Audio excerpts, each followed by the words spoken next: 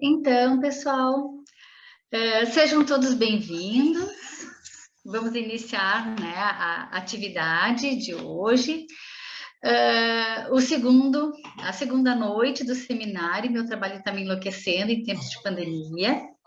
O meu nome é Sara Jane, eu coordeno o Núcleo de Psicologia Organizacional do Trabalho do CRP Subsede Serra. E juntamente aí com a minha equipe, organizamos esse evento para discutirmos os impactos da saúde mental, perdão, os impactos da pandemia, né, na saúde mental dos trabalhadores. E contamos com apoio de divulgação de algumas instituições parceiras, o Sereste Serra, o Sindicerve, o Sindicato dos Trabalhadores Metalúrgicos de Caxias do Sul e região, e também a 5ª Coordenadoria Regional de Saúde. Agradecemos, então, o apoio deles nessa divulgação.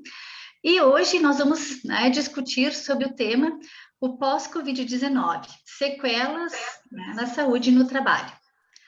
Vamos contar com a participação da psicóloga, doutora Elisete Trezio, e com o doutor Marcelo Porto, que é o nosso convidado também da noite de hoje. Gostaria de informar vocês, né, que nós teremos a possibilidade de intérprete de Libras no nosso evento. Então, solicito, por gentileza, a Nádia, nossa assessora de comunicação, que oriente, né, os nossos participantes como deverão acessá-la se for necessário. Boa noite a todas e todos. Então, se você precisar desse recurso e estiver assistindo o evento ao vivo, nós orientamos que localize as intérpretes. A Luciana está com o nome Interpretar em Libras e a Janaína também. E basta você clicar nos 3 pontinhos que fica no topo superior direito da imagem delas e selecionar a opção PIN ou Fixar. Dependendo se o seu Zoom está em português ou em inglês, pode aparecer uma ou outra palavra. Ela vai ficar fixa na sua tela. Enquanto nós estivermos fazendo as apresentações com PowerPoint, ela ficará sempre aparecendo no lugar da palestrante e do palestrante, para que assim a gente possa assegurar que quem precise possa visualizar a imagem da intérprete. Obrigada. Eu que agradeço, Nádia. Então, pessoal, nós vamos ter hoje 3 momentos, né, durante o nosso período aqui das 2 horas dessa discussão. Então, o primeiro momento vai ser da fala da doutora Elisete, o segundo momento vai ser a fala do doutor Marcelo, e o terceiro momento vai ser o espaço para discussão. Então, a gente vai solicitando que vocês, à medida que forem ouvindo, né, os nossos convidados e tiverem alguma dúvida, né, quiserem fazer algum apontamento, colaborar com alguma informação, vocês podem ir fazendo isso durante o período através do chat, tá? Ao final, então, das falas, nós vamos ter esse momento de discussão e a nossa mediadora da noite, a Débora Brandalize, vai nos auxiliar aí em relação às perguntas e questionamentos que vocês tiverem. Também, se houver, assim, um direcionamento específico para algum dos profissionais, né, seria interessante que vocês colocassem as suas perguntas e para quem vocês estão direcionando, certo? Também vou pedir o apoio de vocês aí, que estão em casa nos ouvindo, que, por favor, desliguem o seu microfone para que evitem, né, algum ruído aí da casa de vocês e que esse ruído possa interferir na fala dos nossos convidados, está bem? Muito obrigada, então, né, pela participação de todos vocês. E só um lembrete que nós teremos a nossa noite de hoje e a noite de ontem também gravadas, e essa gravação, então, do seminário na íntegra vai estar disponível a partir de segunda-feira, dia 25, através do youtube.com.br/CRPRS ou no próprio site do CRP. Está bem, pessoal? Muito obrigada e um bom evento a todos. Então, gente, boa noite. Sejam todos muito bem-vindos né, o nosso seminário, né, meu trabalho está me enlouquecendo, eu sou a Débora, eu vou estar mediando, então, essa noite de conversa, né, e de muito aprendizado que a gente vai ter com a Elisete e com o Dr. Marcelo. Coloquem suas dúvidas, seus comentários ali no chat, eu vou procurar ler todos, né, e ao final a gente vai fazer ali uma roda de conversa novamente ali com os dois. Eu quero agradecer também imensamente, né, por vocês estarem prestigiando esse evento, e eu acho que por abrir, né, os espaços, eu digo assim, da vida de vocês, né, tem gente, eu sei que está no trabalho, tem gente que está no trânsito, tem gente que está em casa, para a gente realmente conseguir discutir essas questões relacionadas, né, de saúde mental, trabalho, em tempos de pandemia. Então, para a gente começar essa nossa conversinha aqui, vou convidar, né, a doutora Elisete Soares Trezel. A Elisete, ela é docente na área de Psicologia Organizacional e do Trabalho e Saúde do Trabalhador da Universidade Federal Fluminense, polo universitário de Campos dos Goyotacazes. Isto?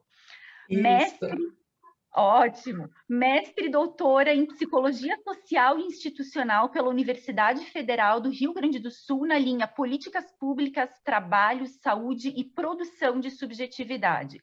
Graduação em Psicologia e em Educação Especial. Tem especialização em Saúde Pública e MBA em Gestão Empresarial.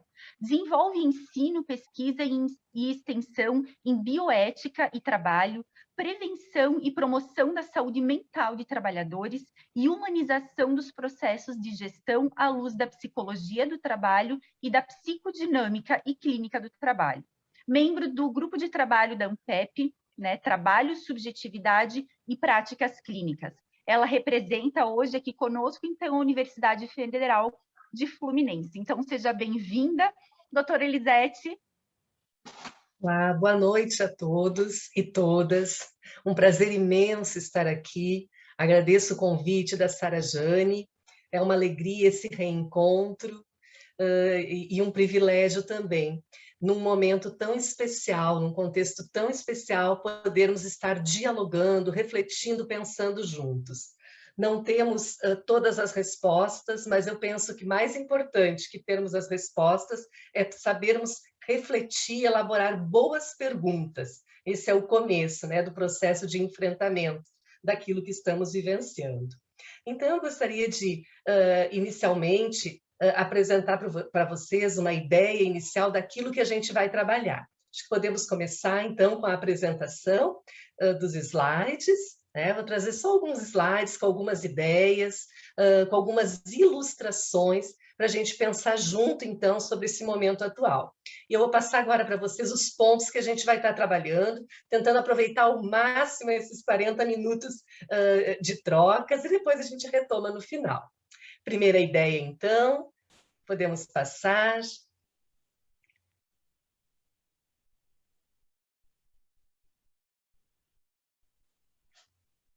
Isso, então, colocar na apresentação.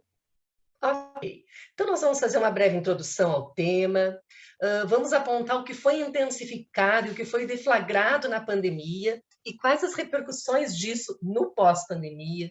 Vamos falar sobre as principais mudanças nas configurações do trabalho, as consequências dessas mudanças à saúde no pós-pandemia, em especial para 3 grupos de trabalhadores, que são os trabalhadores da saúde, os trabalhadores remoto ou home office e os uberizados. E no final vamos tentar trazer aqui, soprar, né? Deixar soprando um vento de esperança, apontando algumas pontes na travessia desse abismo que se colocou diante da pandemia. Podemos avançar. Então, vamos pensar juntos nessa introdução. A primeira coisa, assim, quando começou, né, a pandemia, como eu trabalho com formação de psicólogos e psicólogas, eu pensei como eu vou trabalhar com essas pessoas, com esses pessoas que estão se preparando para atuar nesse contexto.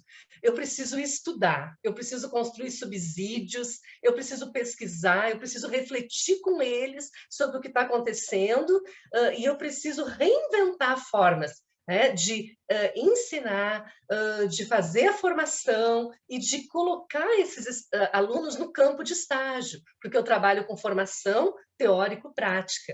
Então, a primeira coisa que eu fiz, então, foi construir um projeto de pesquisa, de estudo mesmo do que é a pandemia, os seus impactos, suas repercussões, buscar argumentos, fazer uma análise clínica, crítica desse contexto e poder preparar, então, reflexões, né, com esses estudantes.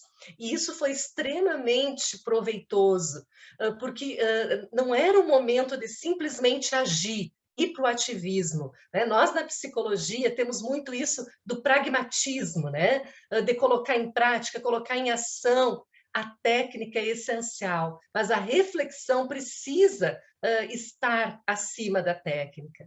Então, foi muito importante levantar esses subsídios, construir junto com eles e poder pensar, bom, diante de tudo que está acontecendo, como que nós vamos, então, chegar até as pessoas?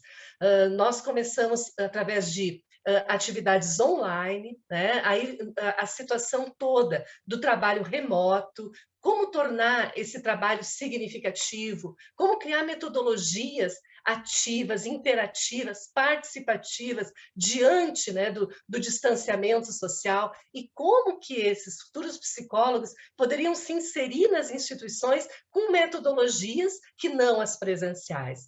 Então, esses foram os maiores desafios iniciais, mas esse estudo, essa reflexão foi fundamental. E aí eu queria deixar aqui o primeiro ponto dessa introdução, a psicologia organizacional e do trabalho como uma área que pensa e ajuda a pensar. Eu acredito que esse é um ponto que nós não podemos perder de vista. Né? O trabalho ele tem que ter pelo menos 3 dimensões. A perspectiva grega, né, dividia a palavra trabalho em labor, praxis e poiesis. O labor é esse fazer, esse agir, né? Esse estar ali, né? Na atuação mesmo, na técnica. Mas e a praxis, que é falar sobre isso? E a poiesis, que é criar coisas novas a partir, né, dessa escuta, dessa fala, dessa comunicação, desses espaços deliberativos e participativos. Então, é muito importante que a psicologia possa cumprir esse papel no mundo do trabalho. Eu gosto muito de uma colocação de Zanelli, quando ele diz que a psicologia organizacional e do trabalho ajuda a empresa a pensar. Então, se nós precisamos primeiro nós pensarmos a nossa prática, construir subsídios, construir teoria, argumentos para intervenções éticas no mundo do trabalho, ajudando as organizações a pensar, ajudando as pessoas a pensar. E isso só vai acontecer se nós tivermos mais momentos como esse. Não é presencial como a gente gostaria, mas é um momento para a gente parar, sabe, sair daquela hiperconexão, com várias informações ao mesmo tempo e parar um pouquinho para pensar, né? Para construir junto, para refletir, para sair do é assim mesmo, não tem jeito, né? Mas me pegou e agora eu não tenho o que fazer diante dessa situação. A partir do momento que a gente começa a se reunir e coletivamente construir maneiras novas de pensar, desconstruir determinadas imagens midiáticas enlatadas, fake news, coisas prontas, mensagens prontas que vêm para nós vamos conseguindo construir outras possibilidades de existência, de atuação, de intervenção, e esse precisa ser o papel da psicologia. Eu sempre digo para os meus estagiários, gente, vocês têm que circular na organização, mas de uma forma assim que as pessoas vejam que vocês têm tempo para eles, que vocês têm tempo para escutar, tempo para pensar, para refletir, né? Porque se nós, às vezes, a pressa, a velocidade, né, nos dá aquela ideia de que esse é o status, de que esse é o profissional importante, aquele cheio de atividade, que não para, extremamente ocupado, correndo, mas a psicologia precisa fazer esse contraponto. Eu nunca esqueço de que uma estagiária uma vez me disse, professora, como é que é? O que a gente faz lá? Porque eu fico lá circulando e eu vejo as pessoas correndo com pressa, super ocupadas. Será que eles não pensam que a psicologia não tem nada para fazer. E aí eu disse, não, vai circulando, vai se aproximando, vai perguntando, me fala sobre o teu trabalho, me conta como você está, vai ficando próximo das pessoas. E aí foi muito bonito, né? Resumindo, no último dia do estágio, quando ela foi embora, né, um trabalhador metalúrgico, ela lá com aquele capacete, botina, né, toda. Aí aquele trabalhador disse para ela, já vais embora? E ela, mas vai vir outro estagiário. Que bom, porque, sabe, você tem um olhar para gente. Um olhar para gente. Isso é fundamental. Então, que a gente possa continuar cada vez mais diante da pandemia. Vai ter lá engenheiros para olhar processos, pessoal do marketing, de vendas, logística, várias coisas. Mas o profissional da psicologia vai olhar as pessoas nesse contexto, vai dirigir um olhar para a gente. Então, esses pontos assim, que eu gostaria de trazer para vocês, e ainda nessa introdução, esse papel da psicologia, ele precisa ser um papel de construir pontes, de construir elos, de construir vínculos cada vez mais necessários diante desse contexto de isolamento social, em que nós nos colocamos, mas não somos obrigados, né, a permanecer nele. Então, construir pontes, construir vínculos, que fique assim como o norte, né, da nossa intervenção. Avançando, porque o nosso tempo vai correndo. Só uma frase do James Baldwin, que é assim, uma inspiração para nós. A gente vai trazer aqui problemas, desafios. Ontem vieram problemas, certamente o Dr. Marcelo, mas pensar os problemas não à luz da incapacidade ou da impotência. Isso a psicologia precisa, né, desvelar, trazer à tona, despertar o potencial de solução, de realização. Mas isso só vai acontecer se nós olharmos os problemas de frente. Então, nem tudo que enfrentamos pode ser mudado, mas nada pode ser modificado até que seja enfrentado. Então, precisamos sim olhar as realidades de frente. A psicologia tem que estar antenada, tem que estar atenta, tem que saber o que está acontecendo no mundo, no país, na sua realidade local. Ela precisa ser uma ciência conectada com a realidade. Só assim a gente pode ter aí o potencial de transformação. Adiante. Então, o que foi intensificado e o que foi deflagrado na pandemia? Muitas coisas que eu vou trazer, certamente já estamos cientes disso, mas para a gente pensar junto, né? Que repercussões isso vai ter também no pós-pandemia? Então, eu quero citar alguns autores, Agamben, por exemplo, ele vai colocar que se criou um novo referencial para a organização da sociedade. A sociedade ela não vai ser mais como ela era antes. E um dos pontos principais colocados aqui vai estar realmente na questão das novas tecnologias, em especial as tecnologias digitais. E a grande preocupação desses estudiosos, pensadores da atualidade, é até que ponto isso vai deixar espaços de liberdade, né? Ou vai continuar afundando o aspecto assim dessa massa densa, submissa, né? Dentro de um processo de servidão voluntária, como aponta Labotier, ou nós vamos poder ter ainda espaços de liberdade, de criação, de originalidade.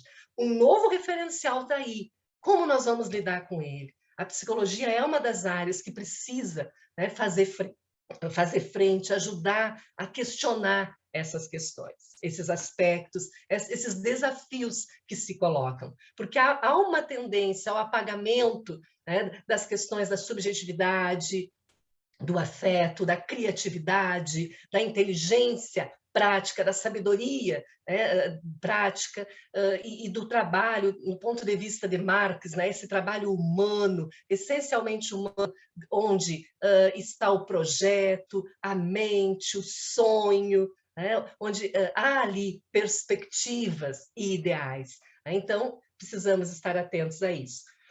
Antunes, um outro autor, Ricardo Antunes, né, que traz uma abordagem da sociologia, mas muito rica, ele vai colocar assim, ó, que o que está acontecendo na atualidade em função do coronavírus, ele traz também, de certa forma, vantagens do ponto de vista do capitalismo no seu formato atual.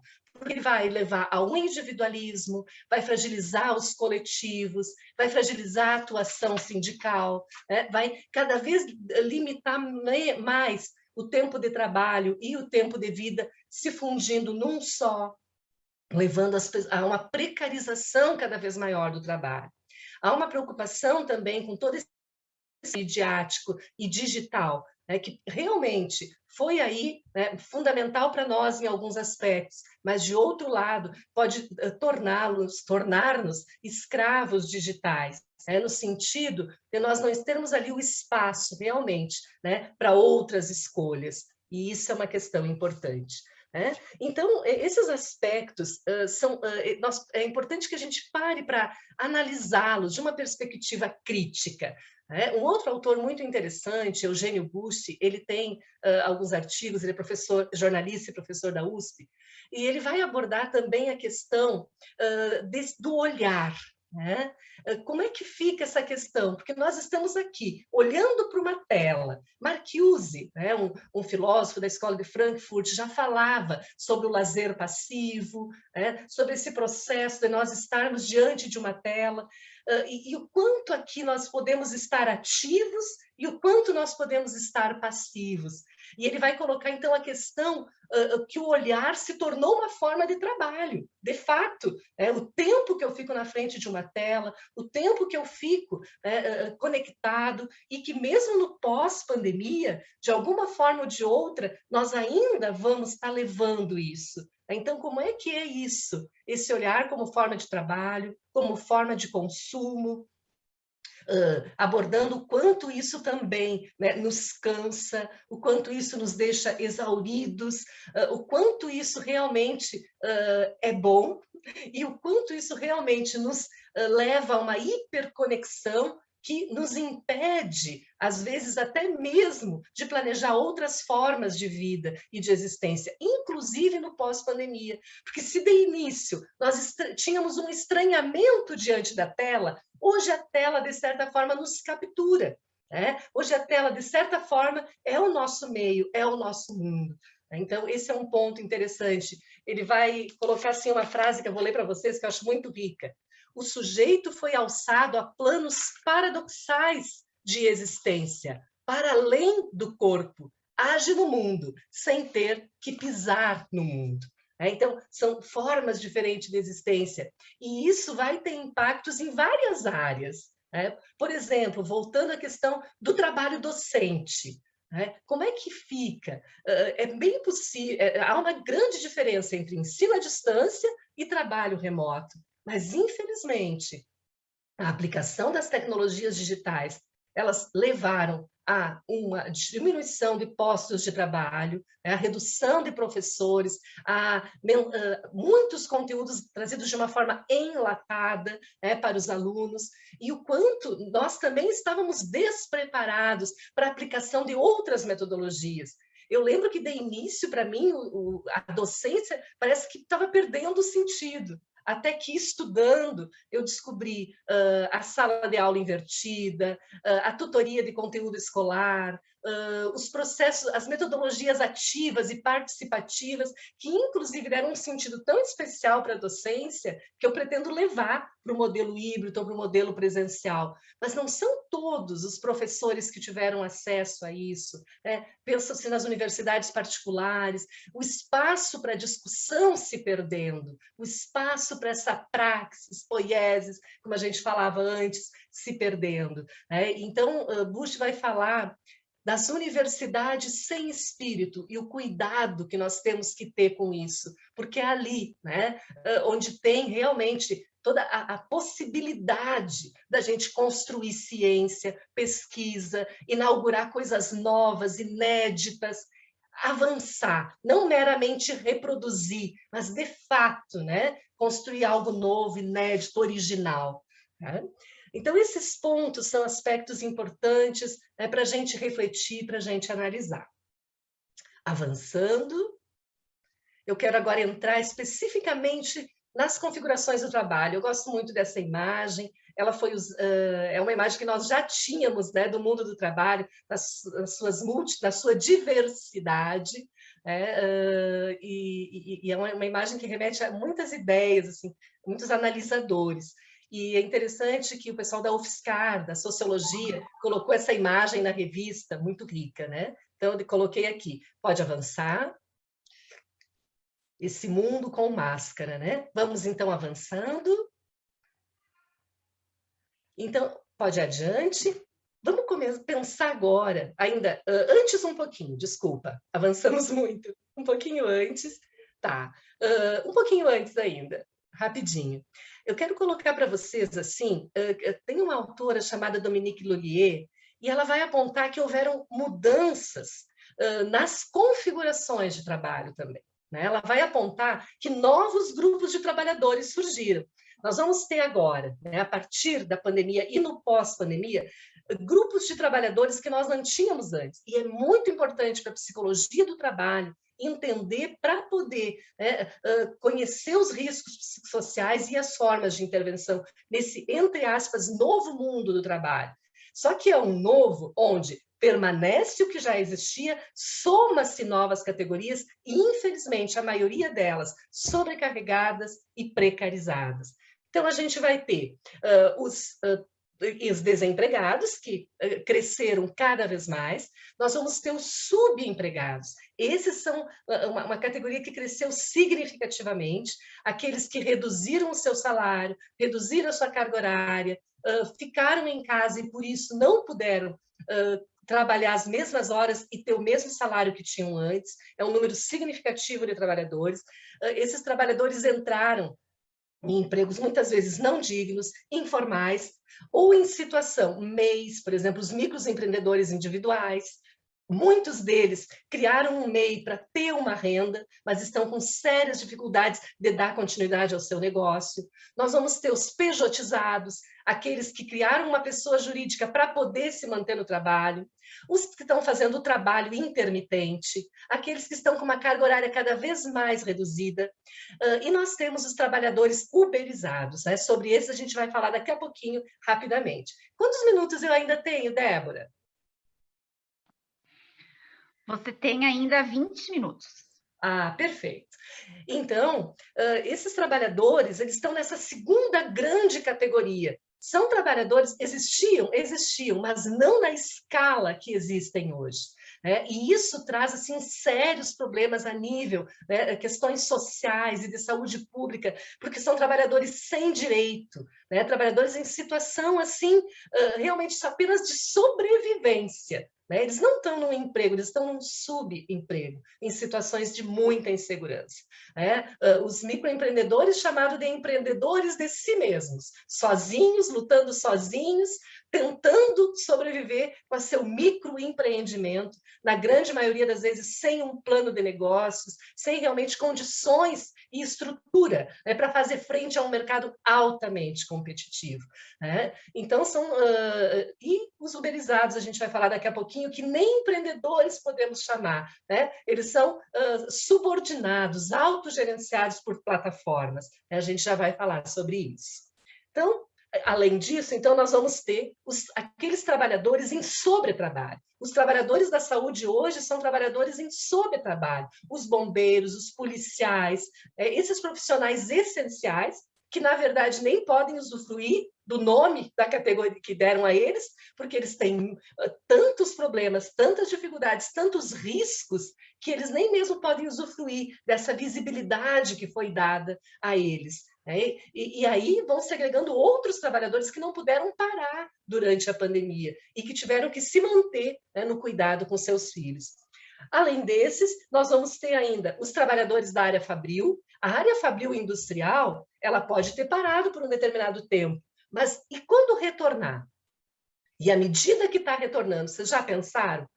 É diferente de como era antes. Nós vamos ter aqui uma luta pela retomada do lucro, da produtividade, metas, trabalhadores que não vão ter muito espaço nem tempo de se cuidar, de se proteger e que vão ter, assim, demandas muito pesadas. Esses novos trabalhadores da área fabril, né, vão estar trabalhando em outras proporções, certamente vai haver uma intensificação do trabalho, né, no sentido de que o toyotismo, né, que já leva a uma polivalência, onde onde tinha 10 trabalhadores, tem um, né? Onde tinha 20, tem 2, e esses trabalhadores acumulando várias funções, e com grande dificuldade de dar conta disso, até porque a qualificação, a gente sabe que ela é muito difícil, né, se inserir, se manter e investir nesses processos de qualificação. Então, nós vamos ter uma intensificação cada vez maior do trabalho,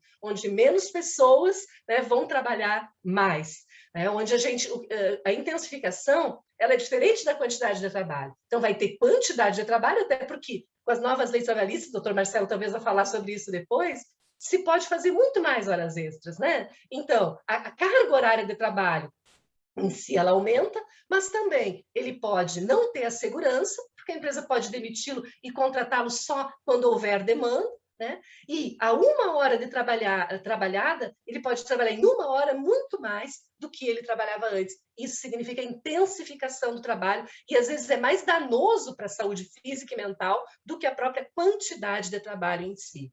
E, para finalizar, então, a gente vai ter ainda uma outra categoria, que é aquela categoria em que estão aí os trabalhadores uberizados e esses, né, que estão numa situação cada vez mais difícil e sem nenhuma segurança ou direito.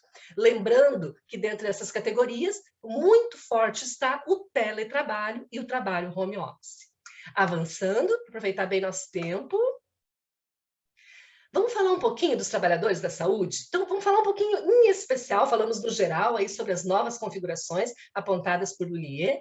Vamos falar sobre 3 categorias em especial, um pouco mais, né? Os trabalhadores da saúde. Vamos dedicar um tempinho para pensá-los. Temos aqui algumas imagens, né, que nos remetem a vários questionamentos, reflexões, análises, né, e de fato, né, a realidade desses trabalhadores.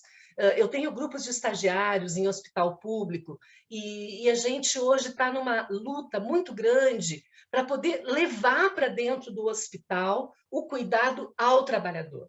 A gente tem visto que estão crescendo as equipes voltadas aos pacientes, e isso é muito bom, né? Mas a gente, dos relatos, porque a gente trabalhou com pesquisa, extensão e também com estágio nesse campo, e os relatos, né, um hospital grande, é que, infelizmente, a grande maioria dos trabalhadores não tem acesso, não tem tempo e não tem psicólogos dedicados a eles. E essa é uma realidade. Os meus alunos também fizeram com outros hospitais essa pesquisa, e a gente vai ver que poucos hospitais têm o psicólogo do trabalho. E esses trabalhadores, sabe, estão segurando, como se diz, no osso do peito, estão segurando sozinhos esse mundo, essa carga, de fato, como está ali no mural. E esse abraço ali, que seria tão importante, ele é raro, porque não há essa possibilidade do toque, né? Então, são trabalhadores sozinhos, como na imagem abaixo, e sem esse apoio, sem esse acolhimento. E essa é uma preocupação muito grande, eu tenho estudado muito sobre isso, escrito, tentando disseminar isso. A gente fala, parece um lugar que já se fala, né? Cuidado ao cuidador, mas nós ainda não vemos isso na prática. Nós não vemos ainda profissionais da psicologia do trabalho dedicados exclusivamente ao trabalhador. Porque se o psicólogo dentro do hospital estiver ligado ao paciente e ao trabalhador, ele não consegue dar conta da demanda. Nós precisamos de profissionais da psicologia para acolher esses trabalhadores, para poder escutar a urgência subjetiva desses trabalhadores, para poder promover espaços. E a gente, nos estágios, está buscando fazer isso. Enfrentamos resistências, porque esses trabalhadores não querem parar. Eles têm, né, defesas, conforme a psicodinâmica do trabalho nos ensina, de anestesiamento do próprio corpo, de negação do sofrimento. Né? Muitos estão em transtorno de estresse pós-traumático, já no nível de esquiva e evitação dos seus próprios sentimentos, e a dificuldade realmente de poder sentar, mesmo que seja online, fazer um encontro de integração, simplesmente falar sobre o seu trabalho, encontrar maneiras mais saudáveis de trabalhar. A gente sabe que quando as pessoas falam, há soluções. Eu nunca esqueço de um grupo de enfermeiras em que uma se deu conta no momento em que a gente fez esse encontro, que ela não ia ao banheiro há 24 horas, que ela não estava mais tomando água. Ela percebeu que ela precisava ir ao médico. e elas chegaram à conclusão por que a gente deixa chegar no limite, né? Então, essa doação ilimitada, também a minha dissertação de mestrado foi nessa área, é exatamente algo que mantém esse trabalhador trabalhando e nos segurou, né, na pandemia, mas esses trabalhadores têm sequelas significativas na sua saúde. Nós temos aí quadros de afastamento relacionados à situação psicológica, né, situações de burnout, transtornos de estresse pós-traumático, quadros graves de esgotamento profissional, e há ações preventivas que podem ser realizadas. A gente desenvolveu também materiais digitais, psicoeducação, construímos um grupo, né, que está pensando como que pode promover bem-estar aí nesse ambiente. Fizemos um trabalho mais recente com a fisioterapia, né, propiciando formas de autocuidado, né, que isso, o cuidado de si, a sensibilização para o cuidado de si é essencial. Então, é uma área que já tinha graves problemas e somam-se aos problemas antigos da enfermagem as questões graves do momento atual, sem falar, né, na precariedade mesmo de materiais, muitas vezes, para a proteção desses trabalhadores, né? A redução do número de funcionários, a baixa qualificação e treinamento para realmente atender a situação que se impôs, a insegurança, o lidar com a morte, o morrer familiar, paciente, colega. É preciso que a psicologia se insira nesses ambientes e possa falar sobre isso, possa trabalhar isso. Adiante, rapidamente, próximo grupo, então, que a gente vai apontar, os home office, né, o próximo slide. Só uma notícia, né, gente, sem entrar na profundidade, esse trabalhador, né, que precisa trabalhar em casa, o trabalho doméstico junto com o trabalho profissional, a sua carga horária de 8 horas passa a ser 24 horas, porque as demandas continuam chegando 24 horas por dia, né? E como é que fica esse trabalhador, a saúde dele do ponto de vista físico, emocional, e junto, né, as imagens que estão no meio, e o retorno agora. Como é que vai ser o retorno? Nós precisamos, enquanto profissionais da área da saúde, nós precisamos fazer proposições, tanto no nível de políticas públicas, quanto no nível de processos de gestão humanizados. Acho que cada vez mais a proposta de Davel e Vargara, de gestão com pessoas, é fundamental. As pessoas precisam nos dizer, e a psicologia aí vai ser o mediador, né, dessa escuta. Eles precisam nos dizer o que está acontecendo, o que eles precisam, como eles estão se sentindo. É preciso abrir espaços para uma qualidade de vida baseada no olhar dos trabalhadores, para fortalecimento dos vínculos que foram desgastados. Nós vamos ter que pensar nesses trabalhadores como nós pensávamos na integração de novos funcionários, na reinserção de pessoas afastadas do trabalho. Nós temos que ter metodologias de acompanhamento, de sensibilização de gestores, porque, gente, às vezes a gente fala, mas o gestor não está dando apoio ao trabalho. Mas, gente, gestor não é psicólogo. Gestor não tem conhecimento da psicologia. Nós precisamos ser propositivos, nós precisamos escutar esses gestores, entre aspas, fazer um trabalho de psicoeducativo, ensiná-los a ver pessoas, a se abrir para a dimensão humana. Esse é o nosso papel. O olhar dele está lá nos números, é o papel dele, mas nós precisamos trazer as pessoas, né? E isso é fundamental. Então, no trabalho remoto, mais do que nunca, as nossas técnicas, as nossas estratégias voltadas à integração, formação de vínculos, qualidade de vida, bem-estar, escuta, né, do trabalho real e das demandas reais dos trabalhadores, planejamento coletivo, né, desse retorno é fundamental. Ok? O último grupo que eu quero trazer, então, devido ao nosso tempo, são os trabalhadores uberizados. Não poderia deixar de trazê-los, tá? Porque os trabalhadores, a uberização do trabalho é assim, um dos pontos da pós-pandemia, se intensificou na pandemia. Já numa pesquisa realizada em 2019, publicada pela Folha de São Paulo em 2019, abril de 2019, já falava, né, que dobrou em 2019 o número de trabalhadores uberizados. Tá? Esses trabalhadores uberizados, gente, não é só o Uber, né? Acho que muitos de vocês sabem, mas apontando isso, a uberização do trabalho, ela tem a ver exatamente com isso do trabalho de plataforma. Esse aspecto, assim, Antunes traz muito bem. Antunes tem um material muito bom, sobre isso, ele organizou um livro sobre isso, sobre a indústria 4.0, esse trabalho digital. Nós temos a Bílio também, que é uma outra autora, que aborda isso de uma forma muito rica também. Mas a uberização do trabalho, ela vem com o capitalismo pandêmico, ou essa fase pandêmica do capital, conforme apontado por Antunes, ele intensificou a uberização do trabalho. Nós vamos ter aqui o capitalismo de plataforma, ou os apps, todos esses dispositivos que coletam informações de consumo e geram informações para o trabalho. Conectam consumidores a trabalhadores. Aí nós vamos ter os motoboys, nós vamos ter as bikes, entregadores de bike, nós vamos ter os vendedores, nós vamos ter as diferentes plataformas ligadas aos deliveries e vendas. São aqueles trabalhadores, gente, que de uma hora para outra, eles precisaram se conectar a uma plataforma para eles poderem sobreviver. Então, eles, na verdade, vão ter uma ideia de que estão trabalhando, mas eles não têm direitos. Se eles sofrerem um acidente, ninguém vai responder por isso. A tecnologia, o computador, a conexão com a internet, tudo depende dele. É uma forma aparentemente mais rápida, aparentemente, entre aspas, mais fácil.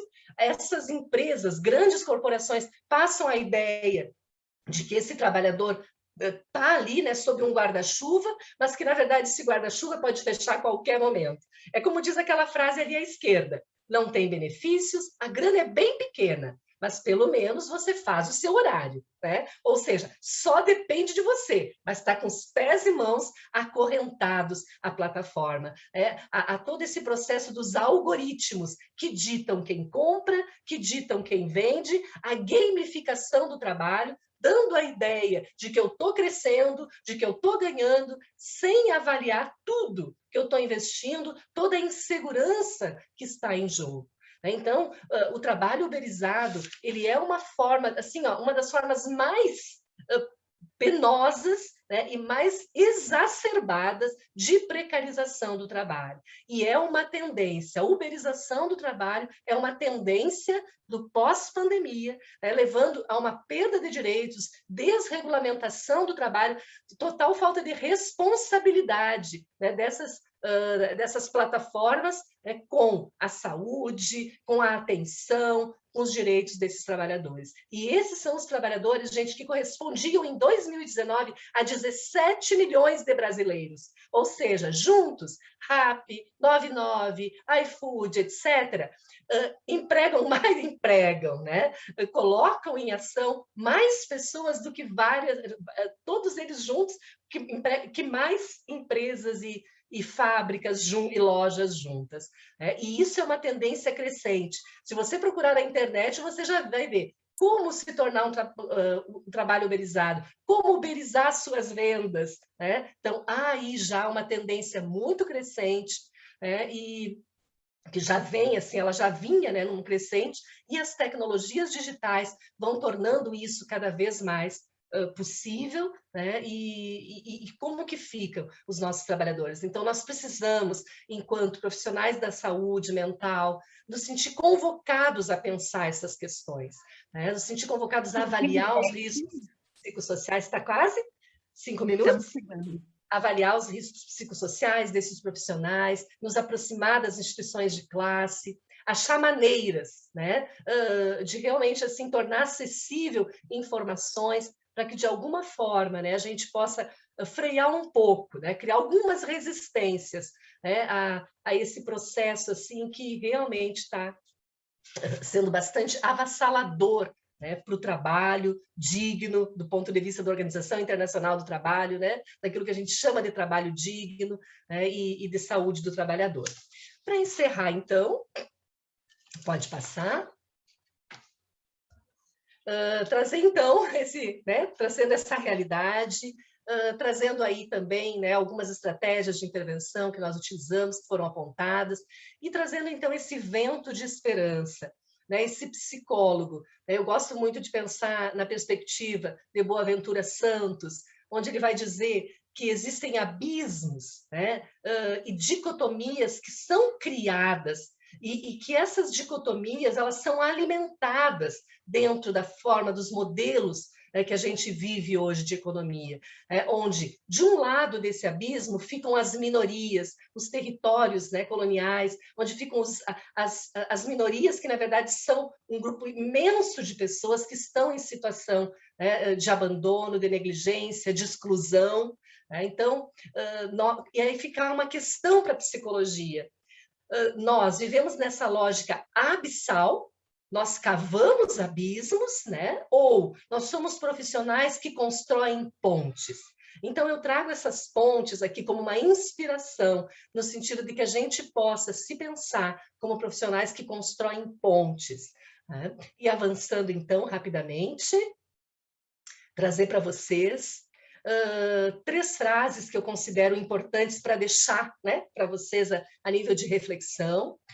Uma frase de Antunes, onde ele diz: urge, então, inventar um modo de vida no qual a humanidade seja dotada de sentido em suas atividades mais vitais e essenciais. A pandemia do capital tornou a invenção de um novo modo de vida um imperativo maior do nosso tempo.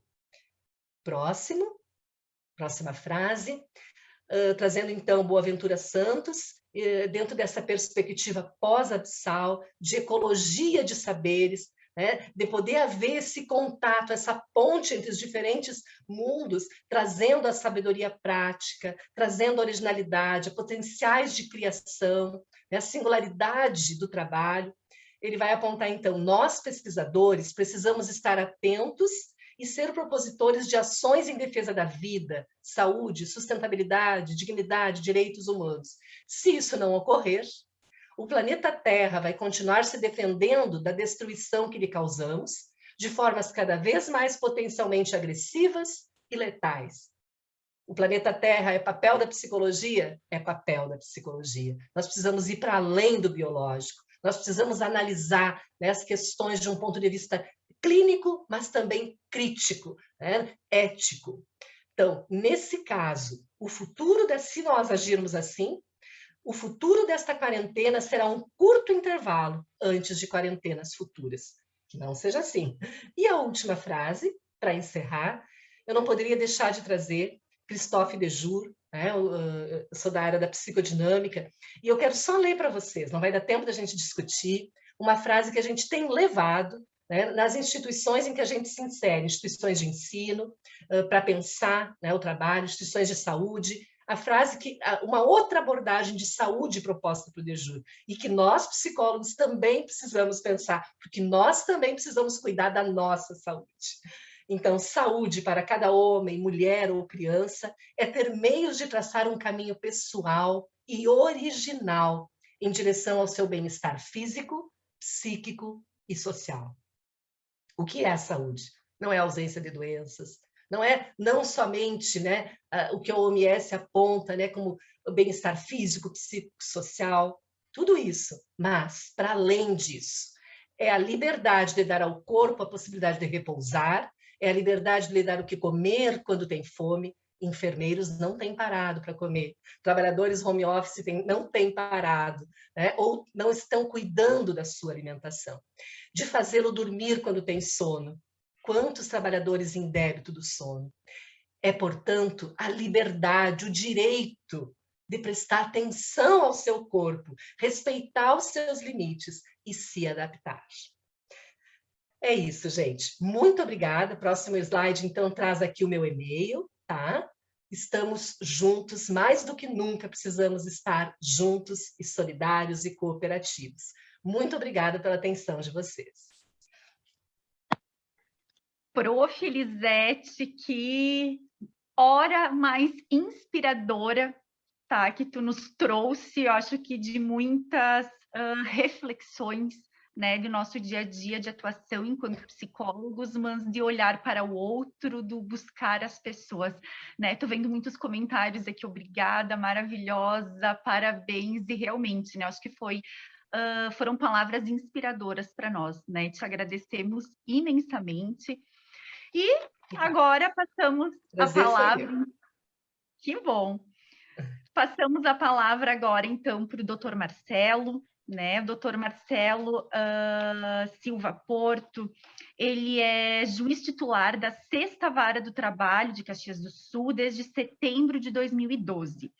É uma vara, né, de justiça especializada em demandas que versem sobre acidentes de trabalho e doenças ocupacionais. É professor convidado também em temáticas relacionadas à responsabilidade civil e representa hoje aqui o Tribunal Regional do Trabalho da 4ª Região. Temos um prazer em tê-lo conosco essa noite. Doutor Marcelo, eu acho que estávamos falando antes, né, no backstage ali antes da entrada, que é um ganho muito grande, né, termos um juiz do trabalho para falar sobre essas questões de saúde mental para todo esse nosso público. Então, seja muito bem-vindo e lhe passo a palavra. Obrigado. Eu peço inicialmente, antes dos agradecimentos, desculpa pela minha disfonia, mas a tarde, amanhã foram de muito trabalho, de muitas audiências. Vejo que as 3 psicólogas que me antecederam nas falas, não hoje, né, mas nesse seminário importantíssimo, trataram exatamente desse esgotamento, e nós estamos caminhando, independentemente de qual atividade tenhamos que exercer em working from home ou home office, né, para esse quase burnout, né? Eu ainda tenho algumas formas de evitar o burnout, mas não sei se isso é válido para todos os trabalhadores, acredito que não. Esse esgotamento fica muito candente no meu dia a dia. Então, agradeço a doutora Débora Brendalize pelo convite, a doutora Sarajane, as minhas colegas de seminário que vão estar aqui comigo também. Muito importante isso. Agradeço às senhoras psicólogas, senhores psicólogos, os demais que nos assistem, as senhoras e os senhores, por essa oportunidade de falar um pouquinho da interligação entre o direito e a psicologia, ou entre a psicologia e o direito, depende do ângulo, do prisma que nós vamos olhar hoje. Mas há, sim, é um mercado de trabalho muito interessante, tanto quanto a psicologia do trabalho, quanto aos auxiliares do juízo. E eu tenho hoje a honra também de contar com um auxiliar que está comigo desde 2012, a Estela Marizanata, psicóloga, colega das senhoras e dos senhores também, e que muito me honra em estar aqui ouvindo mais uma palestra que eu acredito que a doutora Estela está ouvindo. Eu vou iniciar minha apresentação, então.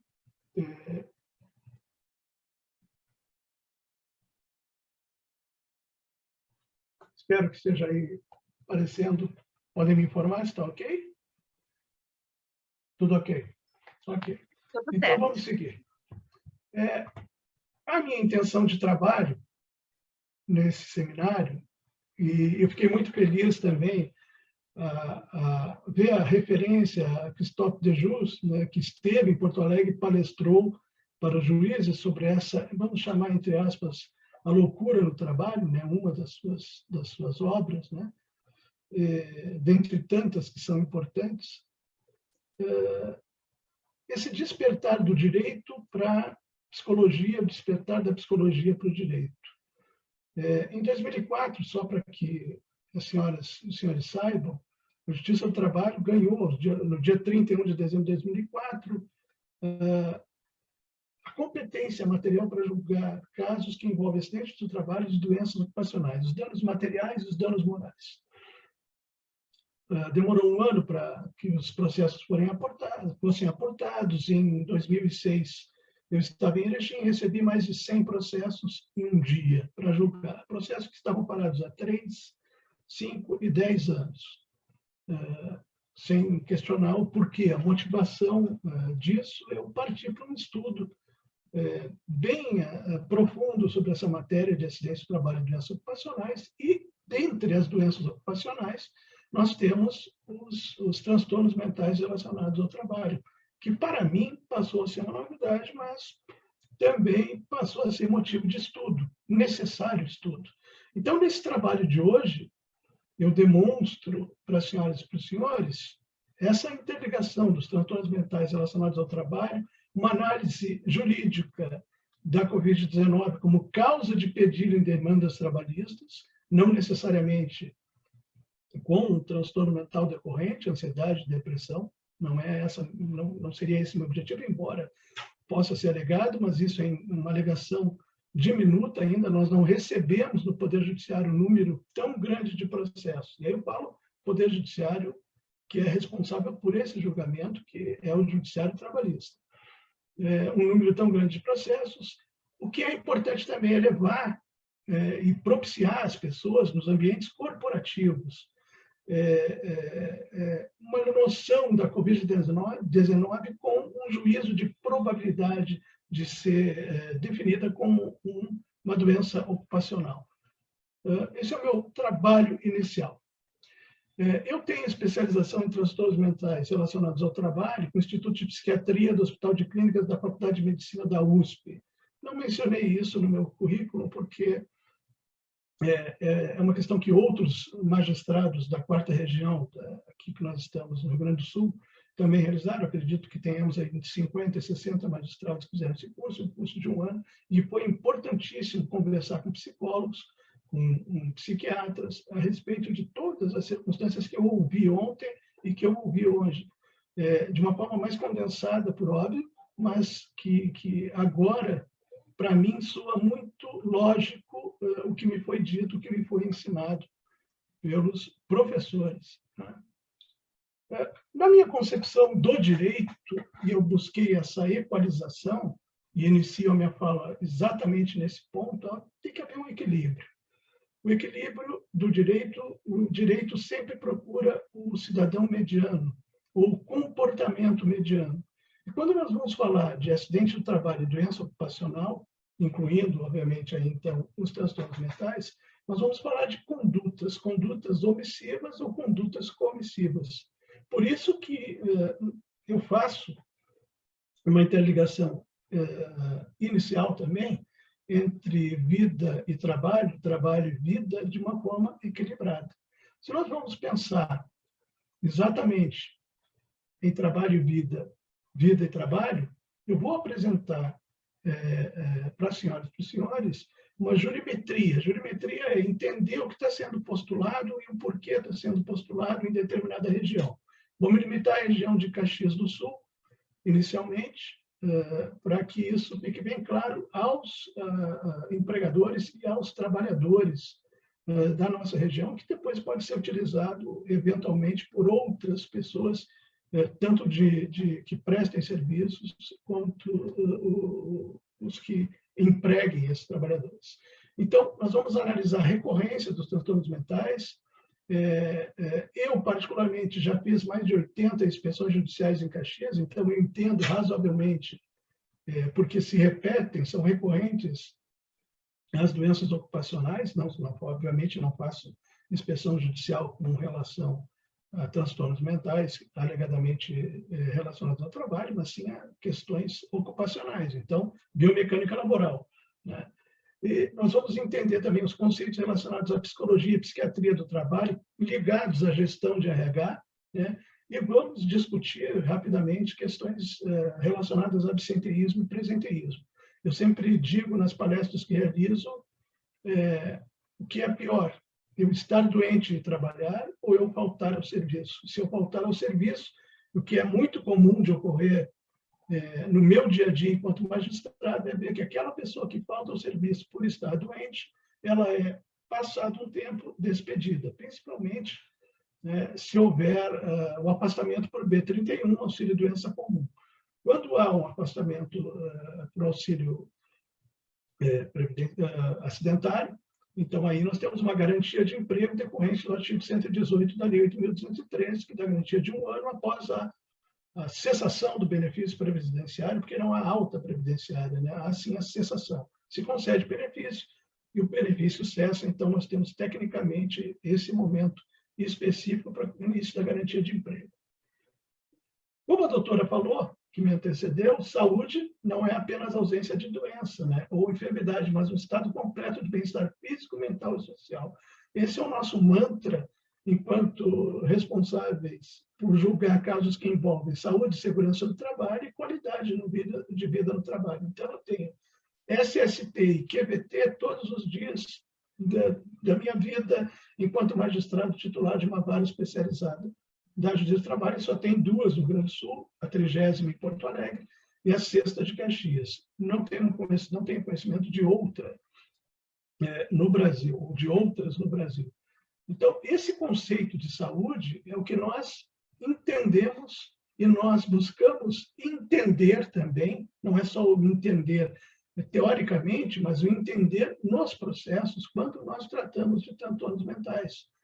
Esse conjunto de situações que tem que ser preservadas. E aqui eu vou fazer um breve exemplificar de uma situação que, para mim, é muito lógica, que diz respeito à pausa no trabalho. Eu comentava em uma das palestras que fiz para empresas, na SIC, que é muito importante que nós tenhamos também a questão social dentro do ambiente de trabalho. Não significa que eu tenho que ficar conversando o tempo inteiro com o meu colega, né? Eu tenho que ter foco, tenho que ter atenção no meu trabalho, até para produzir a produtividade que o empregador quer. Mas dar um tempo, entre aspas, né? Do meu tempo de guri, dar um tempo era terminar o namoro, já podia partir para outra, né? Mas dar um tempo agora é dar um tempo para a pessoa se sentir socialmente acolhida. E isso vai fazer parte, isso vai ser inteligível daqui a pouco no final dessa fala, né? Quando eu vou me reportar ao professor Clóvis de Barros Filho e a Pierre Bautier. Mas nós precisamos desse tempo, desse intervalo para o café, desse intervalo para a socialização. Porque se nós pensamos apenas fisicamente, e aí vai não uma crítica, mas uma forma de olhar o ser humano exclusivamente pela dor física, e nós passamos a esquecer do adoecimento mental, então do transtorno mental, nós dissociamos muito o ser humano, nós segmentamos o ser humano e esquecemos que ele é um conjunto de situações. A OMS não faria essa divisão, que na verdade é uma concentração, que eu estou trazendo para você, se não houvesse realmente a necessidade de englobar situações da minha vida social, da minha vida psíquica, da minha psique e da minha vida física. Então, nós temos aí conceitos de biopsicossocial. Eu preciso de todas essas situações para chegar a ter um mundo melhor, né? Um bem-estar melhor. E desde já a gente vê que não é isso que ocorre normalmente, né? O que mais tem ocorrido para nós, e eu usei esse slide também na SIC, quando falava do Setembro Amarelo, eu fui com muita honra, fui convidado para iniciar esse debate sobre o Setembro Amarelo, que obviamente passa por todos nós também os sintomas de depressão, que eu vou mencionar mais adiante, que eu vejo em sala de audiência. Nós temos 2 circunstâncias que me fizeram estudar mais ainda a partir desse curso de transtornos mentais, que são eles ligados ao comportamento das pessoas. Se nós pensarmos em processos que são ajuizados na sexta vara envolvendo TRT, eu diria que de cada 10, 9 são improcedentes. 9 não têm ligações. E nós precisamos sempre ou de uma psiquiatra, de um psiquiatra, ou de uma psicóloga ou um psicólogo para emitir um laudo a respeito daquilo que é alegado. Nós temos questões que envolvem assédio moral, assédio sexual, aquele confronto, entre aspas, que existe entre empregado e empregador, existe essa visão beligerante de capital e trabalho. Então, essas situações chegam para nós, mas precisam ser analisadas por quem detém competência de conhecimento nessa área específica. Eu aprendi, e eu coloco isso em várias das minhas palestras, que a maioria das doenças é influenciada pela combinação de fatores, ou seja, biológicos, psicológicos e sociais. E é exatamente o que nós vemos na definição de saúde da OMS, que também foi dito pela doutora que me antecedeu, né? Basicamente, o que vem para nós, essa análise de estresse físico e emocional, né? Eles trazem causa petente, quer dizer, a causa de pedir. É que eu digo que está ocorrendo comigo, dentro do direito é assim, eu tenho que usar uma petição inicial que tem a fundamentação e tem o pedido, é a causa de pedir, né? E essa causa de pedir geralmente traz interligação, até porque nem todo advogado tem formação, ou tem especialização, ou tem conhecimento suficiente para dividir as situações e as colocar, ou trazer uma questão de doença osteomuscular, Ler-Dort, que é o comum dizer, né, doença osteomuscular relacionada ao trabalho, lesão por esforço repetitivo, e dissociar do transtorno mental. E muitas vezes elas estão associadas ao transtorno mental. Então, nas causas de pedir, vem para nós, ou vem para mim, né, esse estresse físico e emocional, certo? E os efeitos desse estresse dentro do ambiente de trabalho. E aqui que serve como forma de alerta para o mundo corporativo essa questão. A relevância, ainda falando de saúde mental, do Decreto 3.048, né, antigo Ministério da Previdência e Assistência Social, existe uma nova regulamentação sobre as doenças profissionais do trabalho, aí nós podemos nos situar na portaria 1339/99 do Gabinete do Ministro, Ministério da Saúde, aí nós, obviamente, as senhoras e senhores conhecem, tem lá um capítulo específico falando dos transtornos mentais, CID-EP, linkado com muitas situações do CID-Z, né? Que não é exatamente o CID-Z uma doença, mas seria até inseria nos meus estudos burnout como esgotamento, como uma situação específica que ainda não é uma doença, mas pode vir a ser uma doença, mas gera consequências ao trabalhador por si só. E nós estamos vivendo, sim, já vivíamos anteriormente um momento de burnout em algumas profissões, professores, cito como exemplo, bancários, com muitas circunstâncias de burnout também. Aqueles que têm mais contato com o público geram ou têm gerado demandas que vão ser analisadas na sexta vara relacionadas a burnout, né? E aí com outras consequências, inícios de ansiedade e depressão bem definidos, certo? E a minha base de estudo, além desse estudo de aplicabilidade das situações que versam os acidentes de trabalho e doenças ocupacionais, a Lei 8.203/91, né, que equipara essas doenças ocorridas no ambiente de trabalho, então os transtornos mentais estão ali qualificados também como acidente, né? Então essas doenças são um acidente de trabalho para fins indenizatórios. Nós vamos buscar lá no Código Civil Brasileiro essa questão. Ainda é interessante que não reflete uma situação nossa, especificamente da sexta vara, mas os transtornos mentais leves são 30% dos trabalhadores ocupados. Parece que há um mantra nesse número de 30%, de um terço do terceiro lugar. Os graves de 5% a 10%. No Brasil, nós temos os dados do INSS, eu vou passar o quadro depois, que é um quadro mais antigo, mas que é o mesmo de hoje, e pode ser muito mais agravada a situação, né, pela concessão de benefícios.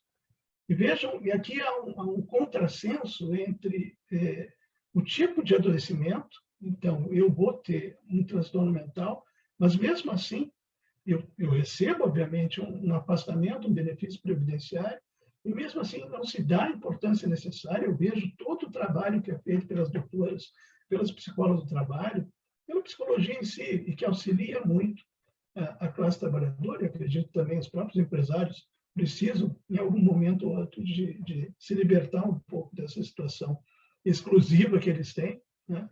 Mas veja como se dá pouca importância ao trabalho ainda da saúde mental, né? Se nós temos tantas pessoas adoecendo por questões que envolvem transtorno mental relacionado ao trabalho, então há um benefício, ou os transtornos mentais propriamente dito, e a doutora mencionou o estresse pós-traumático, né, que eu também, de uma forma recorrente, tenho acesso, principalmente quando ocorrem, e isso é muito comum de ocorrer, ocorrem os assaltos a farmácias, a ônibus. Então, nós temos situações que podem gerar, não digo que geram, e aí a análise não é minha, é do psicólogo, da psicóloga, do médico, do psiquiatra, né? Mas podem gerar, sim, danos, inclusive, que são permanentes, que merecem até medicação, né? Não só a psicoterapia, né? Mas esses benefícios, o que é mais interessante é que eles geram, inclusive, aposentadorias por invalidez. Eu tive um caso tive vários casos para citar como exemplo, mas eu tive um caso especificamente de um senhor que ficou 13 anos afastado, teve outro uma senhora ficou 15 anos afastada, exatamente por questões, em princípio, de transtornos mentais. Então, precisamos dar um cuidado maior a essas circunstâncias. Aqui há uma menção específica, né? Ali os transtornos mentais estão em terceiro lugar pelas causas de afastamento, né? Ganham das neoplasias, né? Neoplasias malignas, é óbvio, né? Então, o número chama atenção e o número merece um cuidado. Em Caxias do Sul, nós temos aqui 3 divisões que envolvem, né, o setor metal-mecânico, que é o maior, né, o setor da alimentação, um pouco menor, e a construção civil. Esses são, entre aspas, nossos maiores clientes dentro da cesta vara, os que geram mais doenças ou os que geram mais acidentes típicos, que nós chamamos, né, um trauma, uma amputação, situações que não são ligadas à lesão por esforço repetitivo ou DORT, né? Então, notem bem, de onde eu teria maiores demandas? Dos metalúrgicos, não há dúvida nenhuma de que sim. Depois eu teria do setor da alimentação, né? E depois, por último, da construção civil. Mas existe comércio. O comércio não gera tantas demandas quanto esses 3. Essa divisão é necessária para mostrar quem gera ou quem está gerando mais danos à saúde do trabalhador, mas é claro que nós estamos no segundo polo metal-mecânico do Brasil, então, por óbvio, as situações de trabalho que merecem uma reformulação cultural, eu diria, mas isso vai demorar. Talvez nem daqui a 100 anos nós tenhamos uma resposta cultural ergonômica, eu diria, e muito menos, talvez, de ação psicológica em favor de melhorar o bem-estar de todos. Tá? Aqui eu tenho as doenças que existem, que mais ocorrem. As doenças, em laranja, aqui, para quem está vendo, entre as senhoras e os senhores, né, em laranja estão as demandas exclusivamente envolvendo transtornos mentais. Temos índice de morte, próprio, ele é pequeno ali, mas pequeno considerado, esse gráfico ele representa 2012 e 2019. Período pandêmico, eu não utilizei porque houve uma redução substancial nos processos. Né? Nós caímos muito, zeramos o nosso passivo de sentenças, mas, mesmo assim, o número de processos foi muito pouco em relação ao que tínhamos antes. Para que vocês tenham uma ideia, cheguei a ter 1.800 processos no ano em 2016. Hoje nós temos 800, vamos chegar a 1.000 processos no ano. Então, há um represamento depois da reforma trabalhista, que é óbvio que agora há, em tese, né, no direito posto, né, no direito escrito, existe a possibilidade de cobrar honorários de sucumbência e custos, e isso freia um pouco a intenção postulatória dos reclamantes. Então, no laranja nós temos 152. Vejo que é praticamente ou quase nada, entre aspas, de demandas que envolvam circunstâncias relacionadas aos transtornos mentais. Nós dividimos por 8 anos, é muito pouco. Certamente existe muito mais, mas isso não chega ao conhecimento do Poder Judiciário. Né? E se nós considerarmos, eu vou passar esses rapidamente, são o número de decisões procedentes e improcedentes. Esse é o primeiro do procedentes em parte. As decisões totalmente procedentes na Justiça do Trabalho, todo o Brasil, não chegam a 2%. Portanto, aquele mantra também de entrou com o processo, ganhou, não existe. Existe, sim, uma procedência parcial. A pessoa pode ter 20 pedidos, ganhar 4 significa que ela ganhou o processo. Não, ela perdeu 16 pedidos, ela ganhou 4, mas só vale para fins estatísticos que ganhou 4. Né? Então, vejam aqui os improcedentes, parece o mesmo gráfico. Nós temos, na sexta vara, então, um equilíbrio entre procedências e improcedências, procedências parciais ou improcedências. Isso significa que muito do que chega para a sexta vara, e nós não decidimos exclusivamente com a minha vontade própria em relação ao processo, nós decidimos com base em laudos médicos, laudos psicológicos, e laudos econômicos são feitos ou por fisioterapeutas ou por engenheiros com essa especialidade. Então, não depende só de eu, Marcelo Porto, enquanto magistrado, entender que é uma situação A ou B para conceder ou rejeitar um pedido. Não, isso parte sempre de análise técnica, naquele assunto que é objeto de questionamento. Os comparativos que a gente faz, até utilizando a OMS como padrão, né? O que eu tenho mais na sexta vara? Transtornos de humor, isso fica bem claro, e aí a depressão, transtorno bipolar, né? As manias, ciclotimias, transtornos afetivos e outros, né? Mas basicamente são esses, são as alegações iniciais, né? O que fica bem evidenciado nos casos de depressão, principalmente, são o abuso de substâncias. Eu, inclusive, pergunto em audiência, nesses casos, muitos deles, a audiência é feita em segredo de justiça, que envolvem outras circunstâncias que devem ser respeitadas, e eu pergunto, o senhor fez uso, a senhora fez uso de alguma droga, lícita ou ilícita, né? Então, geralmente a resposta é positiva, né? 95% dos casos é positiva, né? de algum apoio para aquele momento. Também fica evidenciado para nós, e aí no comportamento em si, por isso eu falo dos transtornos de personalidade, né? Os transtornos neuróticos aí incluem toque, agorafobia, né? Fobias sociais. As fobias sociais são muito evidenciadas para nós.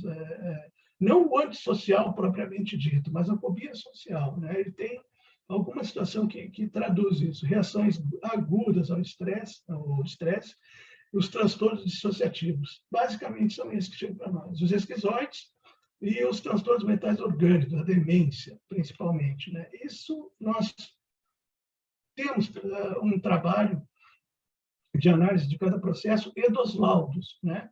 Comparativamente com a sexta vara do trabalho, eu tenho depressão, ansiedade, síndrome do pânico, ou transtorno do pânico, estresse pós-traumático, transtorno do estresse pós-traumático e esgotamento, que é o burnout. Embora no meu curso um dos professores psiquiatra não entenda que o esgotamento seja um adoecimento, o esgotamento, para mim, de tudo que eu já estudei, é sim um adoecimento, e ele deriva em outras situações, porque na sala de audiência me parece bem clara. As pessoas chegam a um momento de esgotamento que não tem mais retorno. Tem que procurar um médico, um psiquiatra ou um psicólogo, né? Então, aí os transtornos de somatização. Isso parece que é incomum, mas é muito... no meu dia a dia, eu já tenho inúmeras situações em que a pessoa se queixa de múltiplas situações, ou de múltiplas dores do corpo, né? Mas não há nenhuma explicação clínica, nenhuma alteração clínica, né? Essas pessoas, e a gente vê isso nos autos, elas vão constantemente a médicos, elas não vão sempre no mesmo médico, não. Elas vão trocando de médico. Elas podem trocar, trocam até de UBS ou de UPA. Elas trocam de lugar para procurar uma satisfação pessoal, no final das contas. Elas continuam com a dor, né?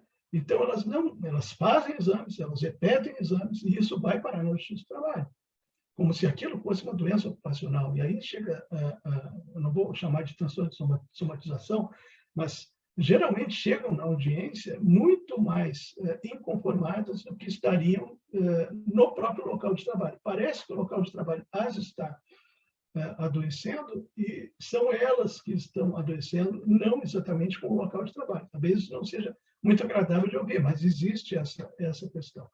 E elas demonstram na audiência essa alteração de humor, né? Elas têm uma impulsividade, né? É uma forma de se expressar agressiva. E se o outro lado fala, se o preposto ou o dono da empresa fala, ela já corta aquela conversa, ela já se coloca numa posição impositiva perante o outro. E, por óbvio, eu sei que as doutoras sabem, há testes específicos psicológicos, mas há testes também na medicina para entender se aqueles sintomas correspondem a uma situação de efetiva dor. Então, a situação clínica não se limita à anamnese. A doença passa a ser denominada de um transtorno factício, né? Bem esse o nome, né? E isso, doutoras e doutores, é muito normal de nós termos. Eu não vou falar em metasimulação, nós tivemos um caso específico de metasimulação, né, de uma pessoa que se infantilizou depois que uma porta de MDF veio a bater na cabeça dela, ela se infantilizou, mas ela fantasiou essa infantilização. Nós só fomos ver isso ao longo do tempo com uma análise psiquiátrica dessa pessoa, foi feito um trabalho extenso, né? E, inclusive, essa pessoa sumiu, ela deixou de morar em Caxias do Sul porque ela viu que ela estava errada. E a empresa a atendeu com tudo que deveria em termos de indenização, até para que ela tivesse possibilidade de recuperação, e não havia essa necessidade. Então, essa metasimulação nós tivemos em um processo e depois não tivemos mais, o que eu acho ótimo, né, para não ter situações recorrentes, né? No Brasil, nós temos ajuizadas 25, aí nós vamos trabalhar um pouquinho com o Covid ainda aqui rapidamente, mas no Brasil nós temos ajuizadas 25 mil reclamatórias, não necessariamente com transtorno mental relacionado ao trabalho, mas a demanda é essa. Se nós temos 20 milhões de pessoas, mais de 20 milhões de pessoas que foram infectadas pelo coronavírus, se nós temos, para o passo, 40% da população economicamente ativa, nós teríamos 8 milhões. Mas vamos reduzir, vamos tirar os MEIs, como a doutora disse, os uberizados, vamos pensar só em carteira assinada, formalmente, né, que tem alguma vinculação, seja por intermitência, seja vinculado com horário a cumprir. Vamos imaginar que tenhamos, em tese, 1 milhão de pessoas, 25 mil reclamatórias, ligando Covid-19 com o ambiente de trabalho, seja por surto, nós não estamos falando exclusivamente da pandemia com seus efeitos. E até se diz que, pós-pandemia, nós teremos endemias, teremos locais em que ocorrerá a situação da Covid-19 e, por enquanto, nós temos a pandemia com surtos em determinados locais, né, em determinadas empresas, né? Vejam bem, esse ano, relacionado à Covid, foram aproximadamente 10 demandas, nenhuma delas ligada ao transtorno mental. Embora, certamente, essa pessoa, até porque pode lhe gerar sequelas, tem algum momento de ansiedade evidenciado. E aqui não falo como psicólogo, falo porque na audiência a gente consegue extrair isso dos reclamantes, né? No Brasil também, 2% das reclamatórias tratam da Covid-19 como doença ocupacional. Então, vejam que há um momento aí de dificuldade para todos, né? O maior número de casos que nós temos de demandas envolvendo doença ocupacional da Covid-19, Minas Gerais, Rio de Janeiro, essa é uma ordem decrescente. Mais Minas Gerais, depois Rio de Janeiro, Campinas, Santa Catarina, Amazonas e Roraima. Pelo número, Amazonas chama muita atenção, né? Tivemos uma crise séria, né? E quando nós vamos vincular como doença ocupacional o Covid-19, aí nós vamos falar um pouquinho de direito e não da psicologia. O juízo aqui, doutoras e doutores, será de probabilidade. Quanto maior o risco existente no meu local de trabalho, mais eu me aproximo da probabilidade de que a contaminação pela Covid-19 ocorra efetivamente. Então, aí, nós temos 2 artigos, basicamente, eu tenho que usar o juridiquês antes de chegar no 157 e 158, nós temos 2 artigos do Código Civil Brasileiro que tratam sobre o tema do ilícito, né? Comete ilícito aquele que causa um dano ao outro, artigo 186 do Código Civil. E aí, no artigo 927, lá no parágrafo único, diz que, conforme a intensidade do risco, quanto maior for o risco, mais eu me aproximo da responsabilidade objetiva, não da subjetiva. Então, nós vamos ter que conviver durante determinado período dentro do direito, e aí vai valer também para a psicologia, por isso que eu faço essa linkagem entre direito e psicologia, né, com essa probabilidade daquele adoecimento ter ocorrido no ambiente de trabalho.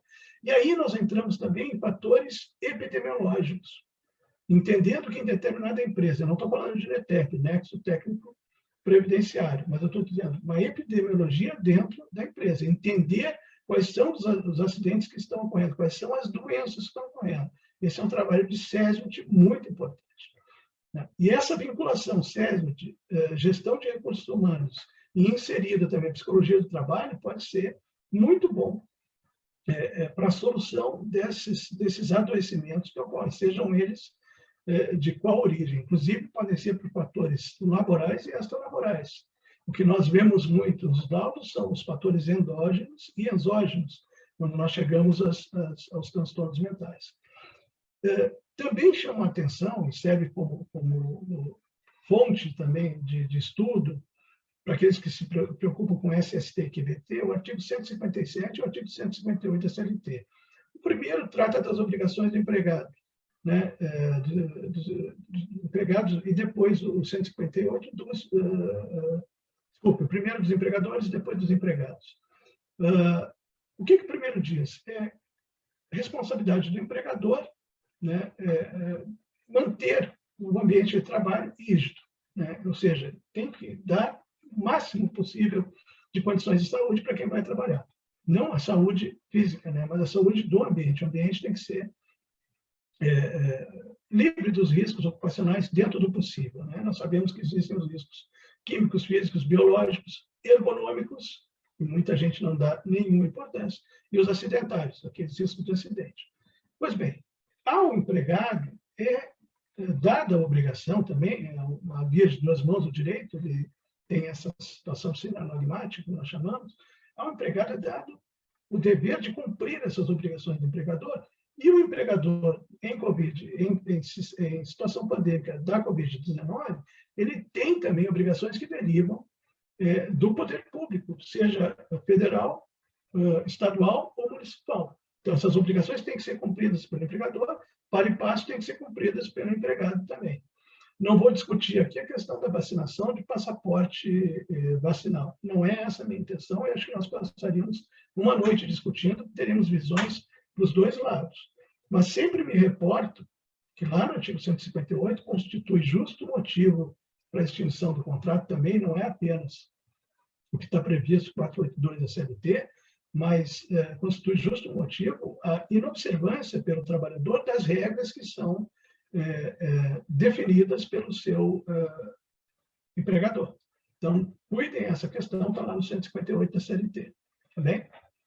Mas, fazendo um acréscimo nessa situação, eu sempre me reporto nas palestras ao artigo 6º da Constituição Federal. Ali estão os direitos sociais. Nosso tempo, doutor Marcelo. Quanto? Me dá um minutinho? Lembrete do tempo, só isso.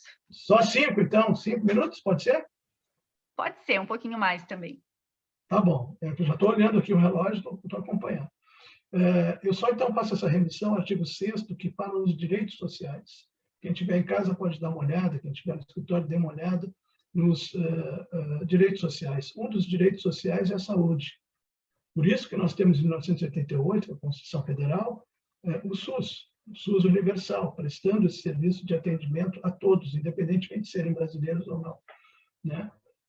E a previdência que liga a seguridade é outra circunstância. Então, nós temos, sim, que cuidar dessa circunstância importante, que é um direito social à saúde. Então, não é a minha vontade individual que prevalece sobre a vontade do grupo ou a vontade da maioria. Tem que ter esse cuidado de fazer um senso crítico, um pensamento mais crítico a respeito dessas situações, e se isso não vai ser exigido por muitos, pelo menos até que se tenha um tempo melhor da pandemia para uma melhora dessa pandemia para permitir certas atividades, né? Como a doutora falou, nós temos basicamente duas circunstâncias que me chamam a atenção: a competitividade e o receio do desemprego, submissão a condições laborais inadequadas, isso é uma regra, salários baixos, os assédios que eu falei, moral e sexual, discriminação, que é evidenciada, a doutora falou em horas extras, carga horária excessiva e acúmulo de funções. Esse é o nosso momento. É isso que nós estamos vendo no dia a dia, gerando situações, obviamente. Eu tenho medo de perder emprego, então fico ansioso, eu tenho medo, e depois transformo essa ansiedade em uma depressão, né? Porque acabo perdendo emprego. Embora eu faça tudo, eu acabo perdendo emprego, porque o mercado tem esse turnover. Salvo raras empresas que mantêm funcionários por 20, 30 anos. O que é regra para mim é olhar o que vem do INSS, e lá eu tenho 10, 20 vínculos de emprego em um período de 20 anos. Será que isso também não está ligado aos transtornos de personalidade? É exclusivamente uma questão de foro do ambiente de trabalho? Então, nós temos esses fatores contributivos, né, a serem estudados pelos psicólogos do trabalho, e já são, pelo que eu vi. Tá bem? Surge essa expressão work stress, mobbing, forma de pressão psicológica. Isso é muito comum também, essa pressão psicológica. Esse assédio psicológico, essa intimidação no ambiente de trabalho, me parece muito evidente, certo? E isso está bem claro nas falas que nós ouvimos, né? Aí vamos gerar alterações do funcionamento endócrino, na imunidade, probabilidade de doenças físicas. Lembro ali de Sheldon Cohen, né, seus colaboradores, né? Um resfriado comum, existe aquela relação do estresse com o resfriado comum pela diminuição da imunidade, até um abraço cura um resfriado, né? E pode haver até um desencadeamento de morte prematura por situações específicas. Então, nós temos esse emaranhado. Como eu já estou no final aqui, eu vou deixar um adendo aqui de que as empresas respeitem esse compliance. O compliance é um conjunto de situações que deve ser respeitado, desde as regras até um compliance interno da própria empresa, né? Não apenas o externo com stakeholders, mas também com ela própria, que ela faça cumprir situações de missão empresarial, de missão organizacional, de missão corporativa, e que isso envolve também os seus trabalhadores. Tá bem? Eu vou passar a questão do compliance, né? Também vejo isso muito em audiência, me permitam falar nessa matéria, em qualidade de vida do trabalho. O que é buscado, o que eu ouço dos prepostos, o que eu ouço dos empregadores? Resiliência, aprendizado e agilidade. É isso que leva uma pessoa, se for falar dentro da psicologia ou dentro de gestão de recursos humanos, nós vamos ter 10 requisitos ou 10 qualidades necessárias, mas o que é mais dito em sala de audiência? Resiliência, aprendizado e agilidade. Eu preciso ter essa resiliência, preciso aprender, ou seja, buscar conhecimento, e agilidade em resolver os problemas. Esse coloca a pessoa dentro das corporações como chefias ou cargos melhores. E o que eles esperam do trabalhador? Foco, desempenho, criação de lideranças. Aí, na criação de lideranças, o famoso conflito. Se eu tenho 2 lideranças com a mesma possibilidade, com as mesmas capacidades de conhecimento técnicas, vai gerar o conflito. 2 países grandes não vão, sempre foi assim na história, tem até uma teoria a respeito disso, 2 países grandes não se sustentam por muito tempo. Algum vai cair, vai ficar subjugado ao outro. É a mesma forma, a liderança de conflito também ocorre isso. E é bem para ser analisado pela psicologia do trabalho, ou ocupacional. Falo também em inteligência emocional, uma reação do ambiente de trabalho. Isso é muito interessante, eu vejo isso em audiência, é uma reação ao ambiente de trabalho do trabalhador, né? Do empregado ou do ex-empregado. Ele reage ao ambiente de trabalho e aos colegas, ele não dá uma resposta a si próprio. Ele dá uma resposta aos outros, ele dá uma vinculação aos outros. E qual é a importância disso para nós? Para verificar, sim, se não existe um transtorno de personalidade bem evidente a ser apurado, obviamente, pelo profissional responsável, né? Os prejuízos estão aí, são macroeconômicos para o nosso país, mas nós temos variantes de 40, 60 bilhões de reais por ano gastos com adoecimentos, né? E aí voltamos a presenteísmo e absenteísmo, né? Falando em psicopatologia do trabalho, sofrimento psíquico vinculado ao trabalho, né? E quanto crônico, ele gera alterações no próprio indivíduo, né? E aí a discussão, que é pior, trabalho ou não trabalho, e ambos gerando o mesmo estresse, né? Uma situação de estresse, né? Acho muito interessante falar na síndrome de sexta-feira. Eu entro para o trabalho e estou sempre esperando a sexta-feira. A minha felicidade é a sexta-feira. E isso eu vi também do Dr. Clóvis. o professor Clóvis de Barros Filho falando, né? Por que essa alegria da sexta-feira se eu não tenho alegria no meu local de trabalho? Então, as pessoas estão trabalhando por obrigação. Feliz daquele que trabalha com amor do que tem de ofício, do que tem por fazer, como as doutoras e doutores fazem, né? Trabalhar com amor pela psicologia, por esse ambiente de trabalho, né? Então, cria essa felicidade, essa infelicidade, e que gera reflexos onde na produtividade vai reflexo no turnover também, né? E eu diria que já encerro, vou para o final aqui. Vou para o final da minha fala. Só que eu acho importante essa última questão. Esse trabalho eu gostaria de deixar à disposição para um estudo até pelas psicólogas e psicólogos. Eu vou chegar lá no meu último, que é muito importante para mim, que eu acho que é uma mensagem. Para quem conhece, né, um gravador antigo, qual é a tecla que nós vamos apertar, né? Forward ou rewind, para frente ou para trás. E aqui, então, utilizando Pierre Bourdieu, né, o professor Clóvis de Barros Filho menciona ele. E eu peguei uma parte da frase que eu acho muito importante. O reconhecimento mais importante sempre será aquele mais distante. Então, no ambiente de trabalho, aquele reconhecimento da chefia, aquele reconhecimento da gestão de recursos humanos, aquele reconhecimento do titular da empresa, do dono da empresa, é muito importante para os seus empregados. Agradeço, desculpem a minha fala, mas é uma matéria que me encanta, é uma matéria que eu tenho estudado muito, e tenho uma boa inveja das senhoras e dos senhores que são psicólogos, talvez seja colega um dia, vamos ver, né? Mas fica aqui meu muito obrigado. Muito obrigada, então, doutor Marcelo.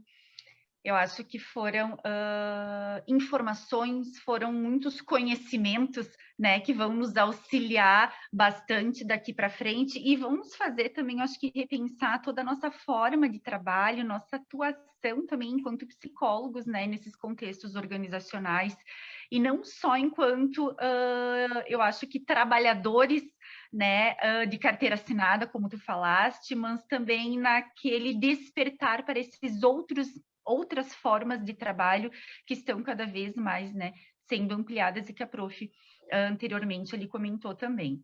A gente tem aqui muitos parabéns, né, para os nossos dois palestrantes, alguns comentários. Surgiu aqui uma pergunta que eu acho interessante a gente discutir ela, né, de que vocês dois possam trazer ali cada um o seu ponto de vista, né, que como enquanto psicólogos, acho que foi a Estela Mares, né, que trouxe da Nata. Como enquanto psicólogos pós-pandemia, né, nós poderíamos criar mais espaços de clínica do trabalho, né? Vamos pensar como poderíamos criar esses espaços, professora Elisete e doutor Marcelo, o que tu tem visto, se há esse espaço, né, nas nossas empresas, aqui na região, ou em casos, né, que você tem acompanhado, como é que está, se tem espaços para construir, né, eu acho que essa clínica do trabalho dentro das organizações. Posso começar, doutor? Sem dúvida. Sou um homem gentil, doutora. Muito obrigada. Até porque eu tenho certeza que vai fazer assim um fechamento muito especial da minha fala. Referente à clínica do trabalho, é uma abordagem que ainda é nova nas organizações, né? A gente vai ver, nós temos o livro da Lisa Andréa Sobol, Clínicas do Trabalho, nós temos abordagens da psicossociologia do trabalho, a própria Dominique Dulier vai estar desenvolvendo esse tema, e nós, estudiosos da psicodinâmica do trabalho, eu participo, né, de grupo de pesquisa da ANPEP voltado ao estudo, e nós temos vários psicodinamicistas e estudiosos da psicodinâmica do trabalho. E se ampliou essa visão de psicodinâmica e clínica do trabalho, a PDT, junto com a clínica do trabalho. E essa visão de clínica do trabalho, ela não é ainda tão bem compreendida pelos psicólogos. E é interessante que a convite da SBPOT vai ser lançado no ano que vem, um livro abordando as clínicas do trabalho, dentre outras, né, estudos dentro dessa visão, que a gente vai estar trazendo um pouco dessas experiências. mas a gente tem trabalhado com a clínica do trabalho dentro de várias organizações, sejam elas instituições públicas ou privadas. E o primeiro ponto, nós precisamos entender o que é a clínica do trabalho. Por que nós chamamos de clínica do trabalho? Porque, num primeiro momento, o que nós vamos pensar? Clínica é tudo que se propõe a transformar. Quando o DEJUR, ele vai trazer, ele parte de uma psicopatologia do trabalho, e ele vai perceber que, na verdade, se mantém a normalidade. Por que se mantém a normalidade? Porque o trabalhador, ele constrói estratégias defensivas. E ele vai perceber que o trabalho, ele é passível de transformação. A organização não é um bloco rígido, porque ela é feita de pessoas. Então, a organização é dinâmica. Partindo desse ponto de vista, nós podemos entender que as organizações podem ser transformadas. Elas não são aquele leão voraz que só vai causar mal para as pessoas, ou seja, as pessoas podem construir estratégias de enfrentamento, né? E desenvolver uma originalidade, uma singularidade de trabalho que seja mais propício à sua saúde. Tanto que DEJUR vai dizer que uma pessoa que trabalha é uma pessoa mais saudável, ela pode ser mais saudável do que a que não trabalha, no sentido de que o trabalho ele é construtor de identidade. O Dr. Marcelo trouxe muito bem a questão do reconhecimento. DEJUR vai falar sobre a questão do reconhecimento como um dos pilares da saúde mental. Então, a partir do momento que a gente leva para as organizações esses conhecimentos da psicodinâmica do trabalho, da psicologia do trabalho, sensibiliza pessoas, a gente vai fazendo um trabalho psicoeducativo também, trazendo essa visão, por exemplo, propiciar a sensibilização para o reconhecimento, como o doutor trouxe. É uma clínica do trabalho, porque eu estou propiciando mudança, transformação nas relações de trabalho. Propiciar que as pessoas falem sobre o seu trabalho e encontrem maneiras novas de fazer o trabalho que não sejam prejudiciais à sua saúde. É clínica do trabalho. Então, nós não é uma clínica ampliada, né? Mas tendo em vista as diferentes formas de adoecimento relacionado ao trabalho, nós também estamos levando proposições de uma clínica muito preferencialmente coletiva, mas também nos aspectos individuais, possibilitando a escuta desses trabalhadores que estão em sofrimento. Priorizamos aquele processo de perlaboração, aquele processo de poder, assim, ressignificar coletivamente, aquilo que DEJUR fala, o milagre da palavra, né? O trabalhador escuta, se comunica, e ele vai descobrindo coisas que não sabia antes de falar, né? Sob a mediação da psicologia, sob a mediação da clínica do trabalho. Mas também precisamos abrir espaços de plantão para a escuta individual. A gente tem percebido isso. A clínica do trabalho mais tradicional, proposta a partir das ideias de DEJUR, vai priorizar o coletivo, mas nós estamos vivendo momentos em que a gente precisa, sim, abrir espaço para as urgências subjetivas, para o acolhimento psicológico do ponto de vista individual também. Então, a gente está levando, sim, a clínica do trabalho. Eu tenho tido, assim, experiências riquíssimas dentro das organizações, e a gente percebe a importância da circulação da palavra. Quando a palavra é interrompida na organização, a organização vai ficando tóxica. Então, é fundamental que a psicologia possa levar, possa abrir, né, e ampliar esses horizontes dentro das organizações, em especial no momento atual. Não sei se respondi, o tempo é curto, né? Talvez a gente possa ter um outro momento só para falar sobre isso. Clínica do trabalho. Com certeza. Professor. Muito obrigada, prof. Elisete. Ok. Doutora Elisete, eu fico muito feliz em ouvir a senhora, assim como as demais palestrantes, porque o meu dia a dia tem muito disso. Eu acho que a nossa visão não é apenas psicológica, ela é sociológica e filosófica. Nós temos uma cultura, um caldo de cultura que nós precisamos modificar, que é a cultura de sincronia entre capital e trabalho, quando deveriam andar de mãos dadas, né?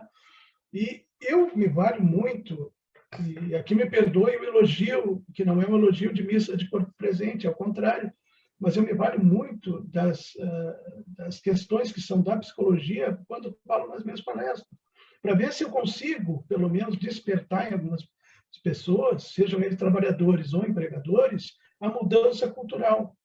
Eu acho que eu tenho um legado, enquanto magistrado, já com 35 anos de justiça do trabalho, de passar para os outros uma experiência, não uma experiência dos anos 70, 80, que era outra geração. E aqui eu não estou falando em conflitos geracionais, ao contrário, eu fico muito feliz que há estudiosos desses ambientes de trabalho. Só menciona Dejur. Dejur, para mim,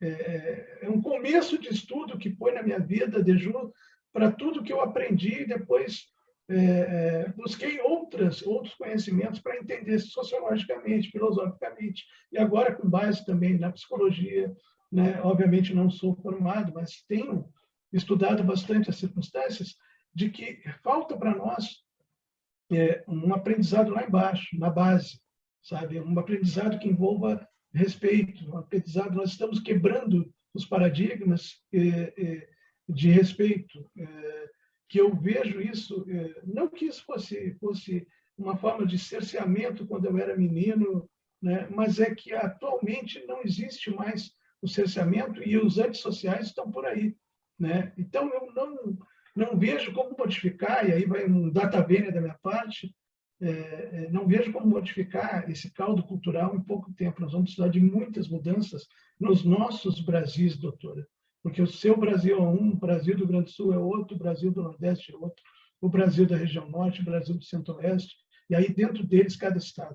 E nós sabemos que é assim, né? Então, dificilmente nós vamos modificar. Mas parte da senhora, sim, um trabalho dentro das empresas, mostrando que entender o outro, né? E não ver no outro apenas um custo, mas um investimento, né? Entender essa relação psicodinâmica, eu diria, do trabalho, é muito importante. Então, eu espero que a senhora, seus colegas, desenvolvam isso cada vez de uma forma mais intensa dentro dos ambientes corporativos. Para mim, é importantíssimo enquanto magistrado, enquanto ser humano também, né? Agradeço muito pelo que aprendi. E eu acho que o coraçãozinho já fica apertado, porque vou ter que aqui um pouco, né, dizer tchau para vocês. Eu ficaria, eu acho que por muito mais tempo aqui conversando, né, porque o nosso bate-papo está muito bacana. Mas eu acho que para encerrar agora, o doutor Marcelo também ele trouxe, né, a questão tanto do empregado quanto do empregador. E a gente tem a Magda aqui que faz duas perguntas que, de repente, vão poder nos auxiliar e que, de certa forma, podem abrir, né, também esses caminhos para essa atuação do psicólogo nesses contextos organizacionais, que é o como pensar, né, o que vocês também pensam ali sobre a questão da saúde como valor estratégico dentro de organizações e o papel do empresário, né, do empregador, digamos assim, nisso tudo, para essas condições ali de ambientes e de organizações mais saudáveis, onde a gente não tenha, né, tantas questões negativas relacionadas à nossa saúde mental, mas também principalmente agora pós-Covid. Né, eu acho que nós discutimos aqui esse pós-Covid dentro das organizações, o como o nosso trabalho também está sendo impactado. E ouvir um pouquinho, eu acho que assim, né, pelo meu relógio aqui, 2 minutinhos cada um para a gente conseguir fazer o encerramento e que para depois possa ficar gravado também para as outras pessoas, outros profissionais, né, que possam escutar posteriormente. Doutora Elisete, fique à vontade. Obrigada. Eu acho que é muito importante, isso eu tenho levado muito na formação de psicólogos e psicólogas, isso da psicologia como um profissional propositivo. Eu coloco para eles que o gestor também é um trabalhador, sujeito às contingências do mundo do trabalho da mesma forma, e que nós precisamos começar escutando esse gestor. Não tem como ele entender o trabalho do psicólogo se ele mesmo não puder ter a oportunidade de falar, de contar a sua história, de pensar a sua empresa, né, de participar mesmo desse processo. Então, só que a psicologia, ela ao mesmo tempo que é uma área que trata da subjetividade, na organização ela precisa ter também a linguagem empresarial. Ela precisa entender, né, que, bom, essa pessoa investiu, ela tem ali a sua vida colocada. É óbvio que ela vai estar buscando lucro, é óbvio que ela vai estar falando em números, em faturamento, e eu preciso entender isso e de uma forma respeitosa. Né? Então, ter a crítica, sim, mas entender de uma forma respeitosa também as demandas e a pressão que chega a esse empresário, a esse gestor, né? E poder tem indicadores, aí entra o lado da objetividade da psicologia também. Nós precisamos aprender a lidar com indicadores de gestão, que mostrem os nossos números também, e o quanto a empresa investindo em saúde, ela tem a ganhar, o quanto é possível, né, construir relações menos assimétricas, mais saudáveis, e ao mesmo tempo ter organizações mais rentáveis e mais humanas. Nós temos hoje, né, métodos de gestão com pessoas, processos de gestão por competências e uma série de métodos e técnicas que permitem realmente nós desenvolver esse trabalho e, ao mesmo tempo, trazer esse gestor e mostrar, bem como está colocado ali, eu acho que foi perfeito, o valor estratégico da saúde, né? O custo com o afastamento, com a rotatividade, com o absenteísmo ou com o presenteísmo é muito maior, né, do que construir um processo participativo de qualidade de vida do trabalho, enfim, né, e interdisciplinar de promoção de saúde. Isso aí. Obrigada, gente. A potência da psicologia, nós precisamos acreditar nessa potência. Doutora, a senhora disse tudo, eu vou só complementar com uma situação que eu aprendi no meu dia a dia. Saúde é compliance, como eu mencionei, faz parte, integra esse conjunto de situações que eu tenho que entender dentro da empresa e fora da empresa. Se no conceito de saúde eu tenho física, mental e social, se eu puder integrar, enquanto empregador, essas três situações, né, dando aquele reconhecimento, né, não estou falando de empoderamento, não é isso, é reconhecimento ao trabalhador de aquele ambiente, tem ele como uma pessoa importante na instituição, na corporação. Então, esse carinho, me desculpe o que eu vou dizer, é esse amor que está faltando, entre aspas, não é um amor filial, mas é isso que está faltando. Esse amor de ser humano, esse olhar de ser humano que está faltando, né? Então, eu faço minhas suas palavras, doutora. Viva a psicologia para dentro das empresas, para que isso se transforme e se propague. Como dizia o governador do Rio Grande do Sul aqui, né? Ele diz que se espraie, né, por toda uma cultura, tá bem? Mas seria isso. Meu muito obrigado, aprendi muito com a senhora também. Igualmente, foi um privilégio essa troca, esse compartilhar. Muito obrigada. Da mesma forma. Muito obrigado também. Então, gente, eu acho que encerramos aqui o nosso espaço de pergunta, mas o nosso núcleo também ele fica à disposição. Eu quero dizer que para nós psicólogos, né, que acreditamos, eu acho, e somos apaixonados por essa área da psicologia do trabalho, como disse a prof, a gente sente a brisa, né, de os bons ventos ali, que a gente possa seguir trabalhando, seguir atuando, que isso nos alimenta, eu acho que fortalece, né, enquanto pessoa, enquanto profissional, a gente vê esses novos horizontes e essas possibilidades de construir pontes, né? Então, agora eu vou chamar a Sara para fazer a finalização aqui do nosso encontro, né, desse ano que foi pensado, eu acho, com muito carinho, né, Sara? A gente quebrou a cabeça também ali para saber com quem nós iríamos conversar, quem nós iríamos trazer, e eu acho que encerramos esse nosso evento muito plenas. Verdade, Débora. Eu considero assim que nós tivemos muito sucesso aqui no nosso evento, né? Os nossos convidados foram muito felizes e muito perspicazes nas suas falas, nas suas colocações, porque trouxeram realmente uma realidade que muitas vezes a gente está no dia a dia vivenciando e não se dá conta e não tira um tempo para pensar, né, no que é que nós estamos vivendo e repensar de que forma a gente pode também, enquanto profissionais da saúde, enquanto psicólogos e também enquanto trabalhadores, né, olhar para nós mesmos, né, e avaliarmos o quanto podemos também ser pessoas que protagonizam, né, as mudanças dentro dos ambientes de trabalho.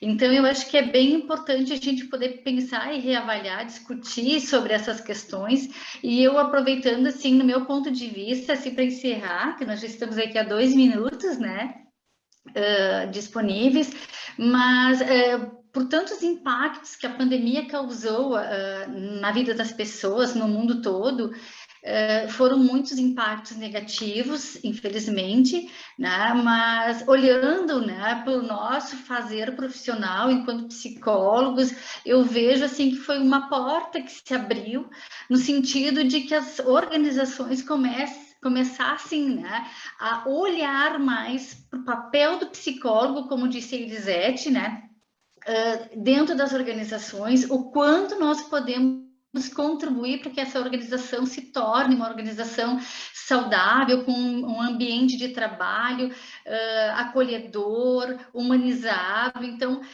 acredito que daqui para frente teremos mais espaço dentro dessas organizações, e é a minha expectativa, né? E espero realmente que as relações, né, como o doutor Marcelo trouxe ali, a Elisete, elas sejam cada vez mais